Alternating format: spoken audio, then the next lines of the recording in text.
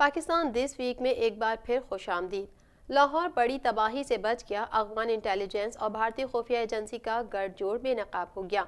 कलअदम तंजीम के 5 कारिंदे गिरफ्तार कर लिए गए। काउंटर टेररिज्म डिपार्टमेंट ने लाहौर सिविल सेक्रेटेरिएट को निशाना बनाने का मंसूबा खाक में मिलाते हुए 5 दहशतगर्दों को गिरफ्तार कर लिया है।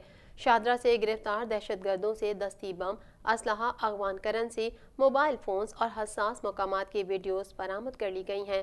मजीद अहवाल जानेंगे इस रिपोर्ट में। काउंटर टेररिज्म डिपार्टमेंट ने मुल्क में दहशतगर्दी फैलाने वाले अफगान इंटेलिजेंस एजेंसी और रा के मुबैना नेटवर्क को बेनकाब कर दिया है। CTD के मुताबिक लाहौर सिविल सेक्रेटेरिएट को निशाना बनाने का मंसूबा खाक में मिलाते हुए 5 दहशतगर्दों को गिरफ्तार कर लिया गया है।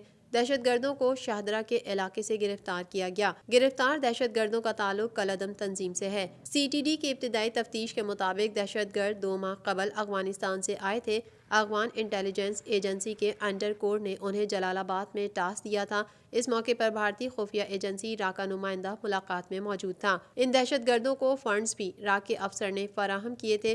गिरफ्तार दहशतगर्दों के खिलाफ CTD में मुकदमा दर्ज कर लिया गया है। गिरफ्तार दहशतगर्दों की शनाख्त समरकंद अब्दुल रहमान, वजीर गुल, असमतुल्लाह और इमरान के नामों से हुई है।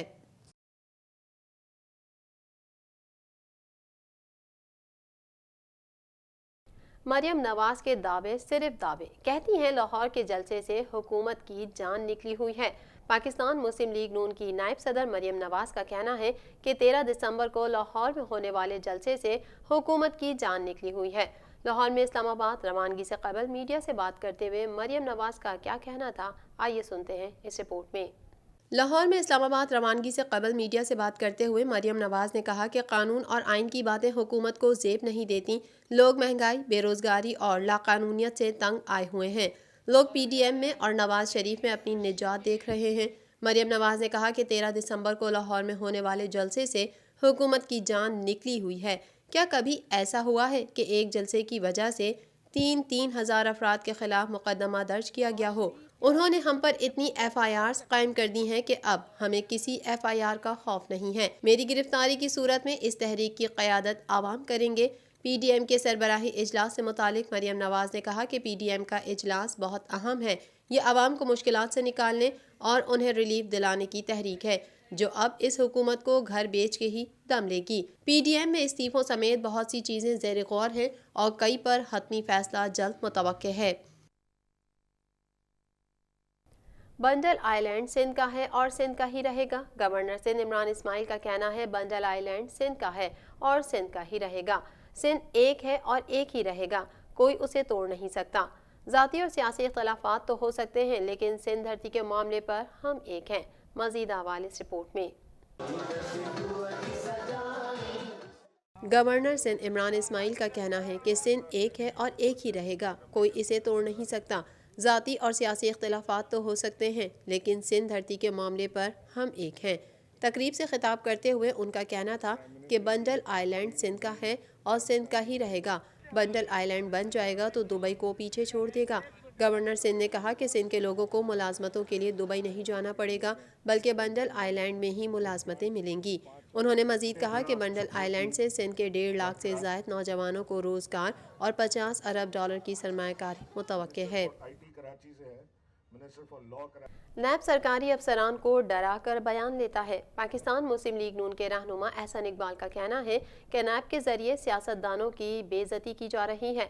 नैब सरकारी अफसरान को डरा कर बयान लेता है। मजीद जानेंगे इस रिपोर्ट में। पाकिस्तान मुस्लिम लीग नून के रहनुमा एहसन इकबाल ने ज़राए इब्लाग़ क़यामा के नुमाइंदों से गुफ्तगू के दौरान कहा है कि चेयरमैन नैब पर इज़्ज़त का दावा करूँगा। नैब एहलकारों के असासों की भी तहकीकात होना चाहिए। नैब लोगों को उठाता है, धमकाता है, झूठे मुकदमे बनाता है। नैब की दहशतगर्दी की वजह से कोई अफसर फैसला नहीं कर रहा है। मेरे खिलाफ नैब के सरकारी गवाहों ने मुझे बताया कि शर्मिंदा हैं। एहसन इकबाल ने कहा कि नारोवाल स्पोर्ट्स सिटी मंसूबे में कोई माली बेज़ाब्तगी नहीं हुई। اسپورٹس سٹی منصوبے سے ملک میں کھیلوں کو فروغ دینا چاہا۔ انہوں نے مزید کہا کہ گواہوں نے بتایا نیب سے لے جانے کے لیے کہا گیا یا تو 90 دن جیل کاٹو یا گواہ بنو۔ افسران کہتے ہیں نیب کے ہراساں کرنے پر دباؤ میں آ کر بیان دیا۔ 90 دن کا ریمانڈ ایسا ہتھ کنڈا ہے جس سے سرکاری افسران کو ہراساں کیا جاتا ہے۔ عمران خان نے اپنے فائدے کے لیے نیب کو کھلی چھٹی دی ہوئی ہے۔ ہمارے دور میں FIA کو اپوزیشن مخالف جھوٹے مقدمات کا ٹاسک کبھی نہیں دیا گیا۔ چارٹرڈ اکاؤنٹنٹ پاکستانی طالب علم نے برطانیہ میں وطن کا نام روشن کر دیا۔ Institute of chartered accountants of England and Wales میں پاکستانی نوجوان نے ٹاپ کر کے ملک کا نام روشن کر دیا۔ عثمان رضا کا کہنا ہے کہ مجھے فخر ہے کہ میں ایک پاکستانی ہوں۔ مزید احوال اس رپورٹ میں۔ Institute of chartered accountants of England and Wales میں پاکستانی نوجوان نے ٹاپ کر کے ملک کا نام روشن کر دیا۔ عثمان رضا کا کہنا ہے مجھے فخر ہے کہ میں ایک پاکستانی ہوں۔ محمد عثمان رضا کا تعلق لاہور سے ہے اور اس وقت وہ دبئی کی ایک کمپنی سے وابستہ ہیں اور وہیں مقیم ہیں۔ انہوں نے institute of chartered accountants England and Wales کے تحت اگست میں منعقدہ پاتھ ویز ایگزامز میں ٹاپ کیا ہے۔ عثمان رضا نے اس امتحان میں 96% نمبر لے کر 80 ممالک کے طلباء و طالبات کو پیچھے چھوڑ دیا۔ ان اسکالرز کا تعلق مشرق وسطیٰ، جنوبی ایشیا اور افریقہ کے خطے سے ہے۔ عثمان رضا نے اپنی کامیابی کو پاکستان ریسرچ فورم کے چیئرمین حسن علی قادری اور احمد علی احسان کے نام کرتے ہوئے کہا کہ میری کامیابی میں خدا کی ذات کی مہربانی، ماں باپ کی دعاؤں کے بعد دونوں شخصیات کا کردار ہے۔ اب بات کر لیتے ہیں کاروباری دنیا کی۔ پاکستان کو ماہانہ $2 ارب ترسیلات زر موصول ہونے کا سلسلہ چھٹے ماہ بھی برقرار۔ اسٹیٹ بینک کے مطابق نومبر میں بیرون ملک سے ہم وطنوں نے $2.34 ارب پاکستان بھیجے۔ رواں ماہ نومبر کی ترسیلات اکتوبر سے 2.4% اور 2019 کے نومبر سے 28% زائد ہیں، جبکہ رواں مالی سال کے 5 مہینوں کی ترسیلات $11.80 ارب رہیں۔ مزید جانتے ہیں اس رپورٹ میں۔ اسٹیٹ بینک کا کہنا ہے کہ گزشتہ مالی سال کے مقابلے رواں مالی سال کے 5 مہینوں کی ترسیلات تقریباً 27% زائد ہیں اور ترسیلات میں بہتری ڈیجیٹل فارمل چینل سے رقم وصولی اقدامات کے سبب ہے۔ محدود سفری ضرورت کے سبب ڈیجیٹل چینل کا استعمال بڑھ رہا ہے، جبکہ ملکی تبادلہ مارکیٹ ریفارمز اور عالمی و معاشی حالات کی بہتری بھی ترسیلات میں اضافے کا سبب ہے۔ مرکزی بینک کے مطابق سعودی عرب میں مقیم پاکستانیوں نے نومبر میں $61 کروڑ بھیجے۔ نومبر میں UAE سے 51 کروڑ اور دیگر خلیجی ممالک سے 28 کروڑ آئے، جبکہ برطانیہ سے 28 اور امریکہ سے 18 کروڑ بھیجے گئے۔ کراچی والے تیار رہیں، آئندہ چند دنوں میں سردی کی شدت میں اضافہ ہوگا۔ موسم کا حال بتانے والوں نے خبردار کر دیا، شہر کا موسم پھر بدلنا شروع ہو گیا۔ آج صبح کم سے کم درجہ حرارت 16 ڈگری ریکارڈ کیا گیا، جبکہ آئندہ دنوں میں سردی کی شدت میں مزید اضافے کا امکان ہے۔ کراچی میں صبح سے ٹھنڈی ہوائیں چلنے کا سلسلہ جاری ہے۔ مزید تفصیلات جانیں گے محکمہ موسمیات کی اس رپورٹ میں۔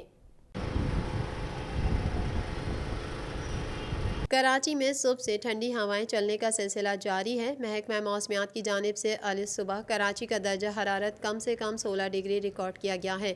محکمہ موسمیات کا کہنا ہے موجودہ درجہ حرارت 19 ڈگری سینٹی گریڈ ریکارڈ کیا گیا، جبکہ دن کے اوقات میں درجہ حرارت 30 ڈگری تک رہنے کا امکان ہے۔ موسم کا حال بتانے والوں کا کہنا ہے کہ چند دن میں درجہ حرارت میں کمی واقع ہوگی، جس کے باعث سردی کی شدت میں مزید اضافے کا امکان ہے۔ اس وقت مطلع جزوی ابرآلود، رات اور صبح کے وقت موسم سرد رہے گا۔ شمال مشرقی سمت سے ہواؤں کی رفتار 13 کلومیٹر فی گھنٹہ کی ریکارڈ کی گئی، جبکہ ہوا میں نمی کا تناسب 51% ریکارڈ کیا گیا۔ ناظرین، پاکستان دس ویک میں فی الحال اتنا ہی۔ مزید خبروں کے ساتھ اگلے ہفتے پھر حاضر ہوں گے۔ اپنی میزبان کو اجازت دیجیے۔ اللہ حافظ۔